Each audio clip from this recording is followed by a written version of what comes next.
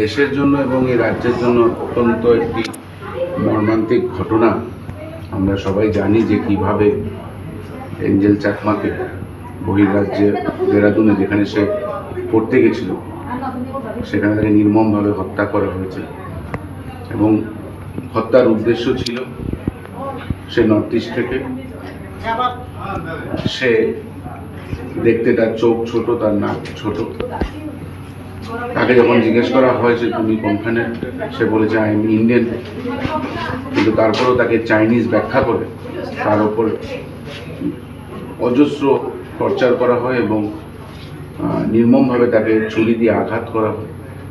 আমরা ত্রিপুরা প্রদেশ যুব কংগ্রেসের তরফ থেকে এই পুরো বিষয়টি অত্যন্ত গুরুত্বভাবে নেওয়ার পরে, যখন আমাদের নেতা শ্রী রাহুল গান্ধীজির নির্দেশে আজকে নর্থ ইস্ট ইউথ কংগ্রেসের যে কোঅর্ডিনেশন কমিটি, সেই কমিটির থেকে একটি ডেলিগেশন টিম এখানে এসছে, যেখানে 7টি রাজ্যের রিপ্রেজেন্টেটিভ আমাদের সঙ্গে আছেন।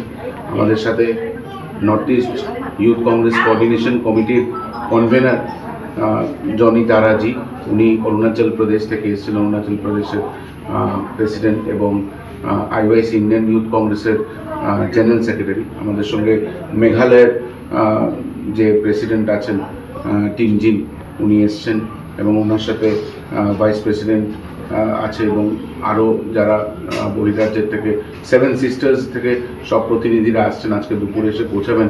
আপনারা সকলে জানেন যে আমরা এই যে যাই হয়েছে এটা নিয়ে প্রচণ্ড মর্মাহত, এবং রাহুল গান্ধীজির নির্দেশে আমরা আজকে এখানে এসেছি, এবং মাইকেল, ওর ভাই মাইকেলের সঙ্গে আমরা কথা বলবো কি হয়েছিল কি না। আজকে বিকেলবেলা আমরা এই প্রতিবাদে একটি মশাল মিছিল আগরতলায় সংগঠিত করছি, যেখানে আমরা একটাই স্লোগান রাখতে চাই যে আমরা নর্থ ইস্ট এবং নর্থ ইস্ট